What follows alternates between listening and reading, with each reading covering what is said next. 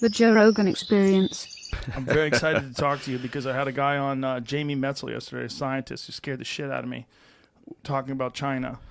He's talking about China. We were talking about China amassing naval power. Oh. China's taking over tech companies Yep. and how huge they're getting and how much influence they have over their people as opposed to the way we do it. Well, he's not wrong. No. He's not, yeah, I can't spot the lie in what you just said, but I mean, look, there's so much we can talk about, but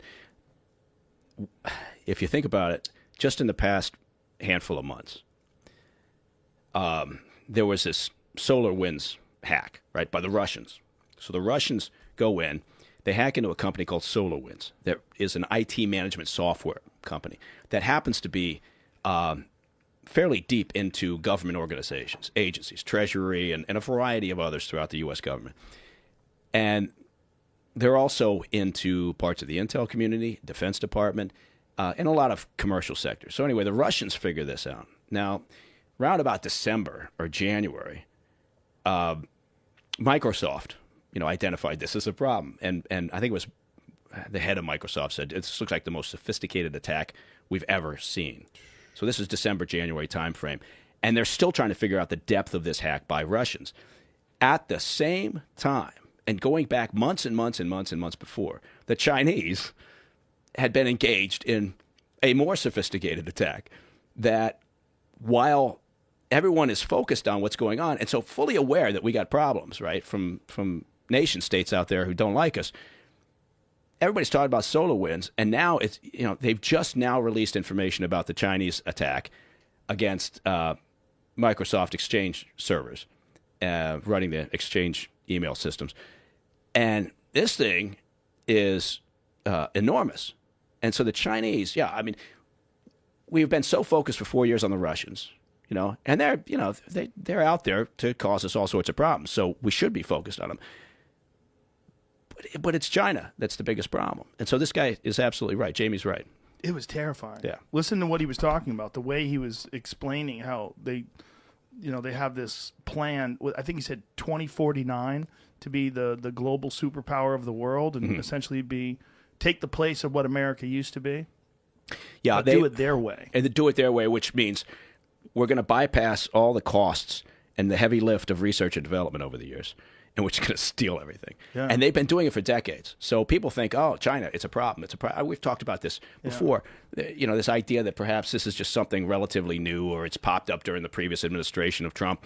And honest God's truth is it's been going on for decades. And they decided that that's how they're going to get to the top of the food chain, is by stealing shit, because it's a lot easier to hoover up everything and then reverse engineer it. And the technology has made it even easier, right? It used to be old school. They'd go out and recruit somebody. They'd find some Chinese American working for a company here in the States. They'd appeal to sort of, you got to help the motherland, and they would.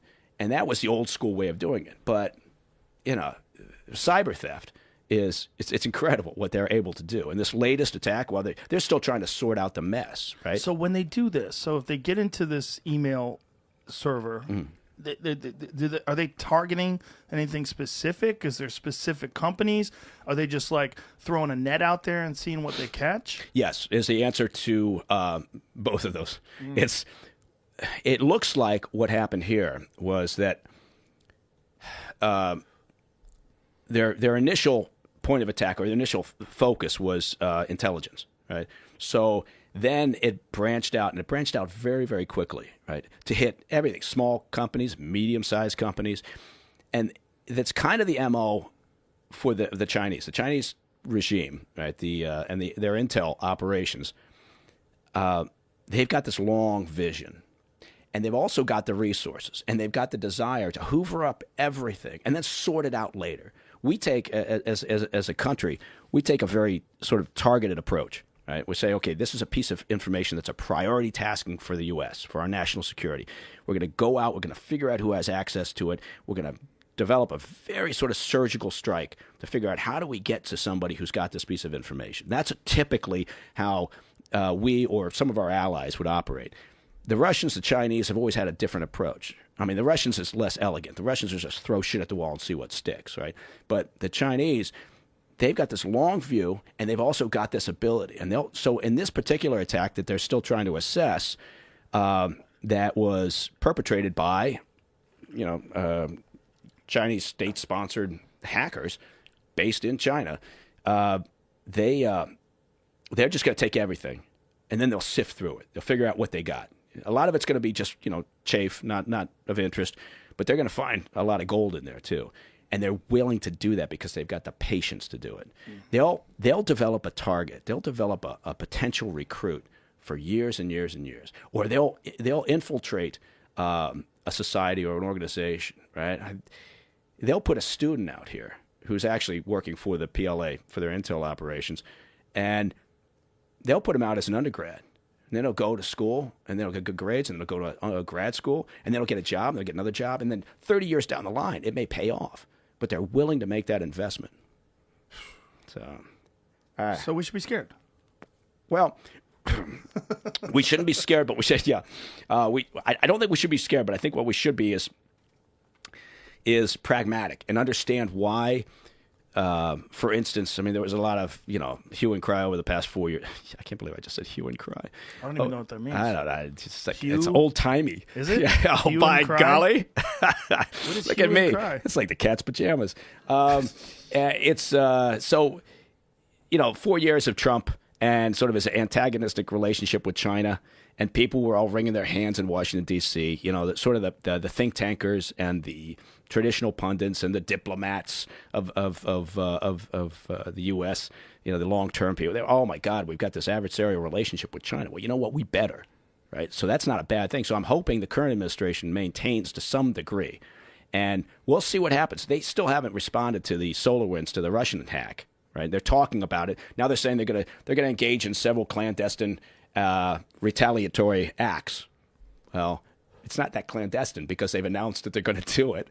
And so, but I'm hoping that they will take serious action against the SolarWinds Russian act. But they've got to, with China, they've got to maintain this posture. We've got to make it clear and understood to the Chinese regime that we're not going to put up with this shit. They're going to keep doing it, but we got to make it painful for them. So how do you make it painful?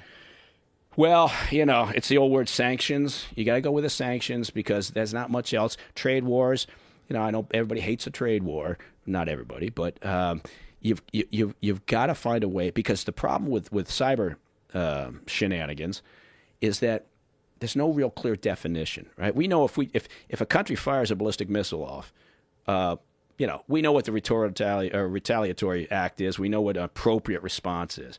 In cyberspace, when you're talking about warfare, coming up with a definition is very difficult and hasn't been done yet. We've got Cyber Command, right? And we're still trying to sort out what are appropriate responses, because it can escalate quickly, right? Next thing you know, they could shut down our infrastructure, right? Well, that's what I wanted to talk to you about, supposedly what they did in India. Mm-hmm. So if you could explain that to people, they shut down the power grid in India, allegedly. They said they didn't do it, but apparently there was some sort of a warning about the power going out, right? Yeah. They've done it. The Russians did it famously in Ukraine, right?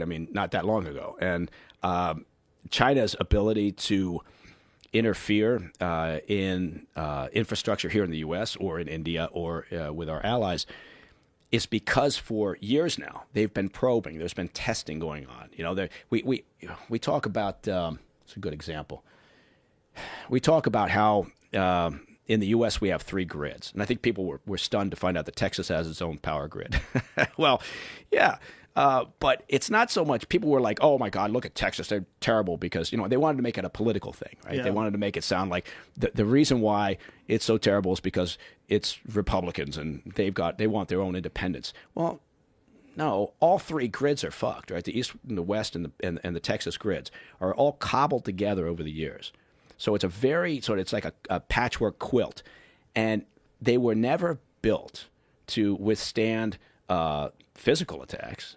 You could drive by any substation, right? You could get close enough to pee on it.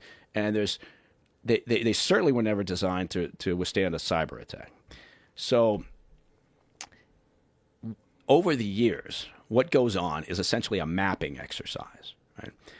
Where whether it's the Russians, whether it's the Chinese, whether it's the North Koreans using Chinese capabilities, whether it's the Iranians, whomever, they're in there probing and trying to understand the weaknesses, and they're drawing up a map. Now, the reason why they're doing that is to have a game plan, right? And I guarantee you, sitting on the desk somewhere not too far from, Xi's office is a playbook that says, if this thing escalates, here's what we're going to do.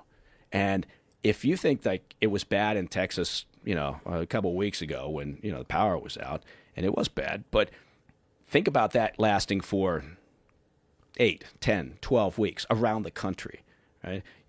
Power grid shut down. What happens? You can't transport shit, right? You can't get cash. Fuel doesn't get to the gas stations. Food doesn't get to the stores. There's, depending on the time of year, heat issues, obviously, water supplies. And that's where the next big battle is going to be fought, right? They're going to bring it to the homeland. And we will do the same thing, right? It's not like we're not doing it, because people always say when I say something like that, well, the U.S. does it too. I'm thinking, well, fuck yeah, the U.S. does it. We better hope we're prepared. Does that frustrate you when people say that? Well, the U.S. does it too. Yeah, it does in a sense, because, and this is where I think, now personal opinion comes into it. Look, I spent most of my adult life overseas, and I like to think that I've got a fairly pragmatic view on things. I do admit that obviously, look, I look at the U.S. and I like to think, and I have seen on occasions, we do a lot of things for the right reason. Sometimes we don't do it properly, right? We make mistakes. Of course we make mistakes. But we try to self-correct. I guarantee you, if we're talking about the major powers out there, if we're talking about China and us, if we're talking about the Chinese regime, I'm talking about, obviously, if we're talking about the Russians, the Iranians, the North Koreans, we better hope that we stay up there, right, and are able to exert influence and leverage and control at the top, right? Because if it's and again, maybe I'm wrong here, but the Chinese don't view anything in an altruistic manner. The Chinese regime, right? It's all about self-interest, and sometimes, I'll tell you what's frustrating, sometimes is we seem to be the only country out there that apologizes, right, for that sort of thing. And so when we act in our own best interest and we go, well, we're really sorry about that. We're kind of acting in our own best interest. Well, every other nation does it, and they don't give a fuck. Yeah, but shouldn't we be the moral high ground for the world? I think we should. I think it's nice if we do all the same shit they do. We say, sorry. Yeah. As long as we do all the same shit. I guess it doesn't cost anything to say sorry. It's not a bad thing. It's not a bad thing. We're setting a tone. Yeah, I guess that's true. As long as we're also then at the same time acting in our own best interest. Yeah. Because we have to be pragmatic. If we think that somehow, look at climate change. That's obviously, it's back on the table. It's a big issue, it's a major policy direction. Hey, fine, great. Who doesn't want clean energy?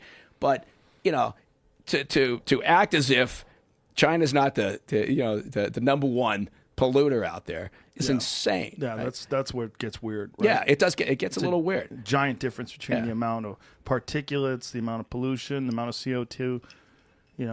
I think they've tried hard to mitigate that over the last few years in particular. But you remember when they had the Beijing Olympics? Yes. And they had to shut everything down because the air quality was so bad that the athletes, it would actually be dangerous for the athletes to perform and to compete. Catch new episodes of the Joe Rogan Experience for free only on Spotify. Watch back catalog JRE videos on Spotify, including clips. Easily, seamlessly switch between video and audio experience. On Spotify, you can listen to the JRE in the background while using other apps and can download episodes to save on data cost, all for free. Spotify is absolutely free. You don't have to have a premium account to watch new JRE episodes. You just need to search for the JRE on your Spotify app. Go to Spotify now to get this full episode of the Joe Rogan Experience.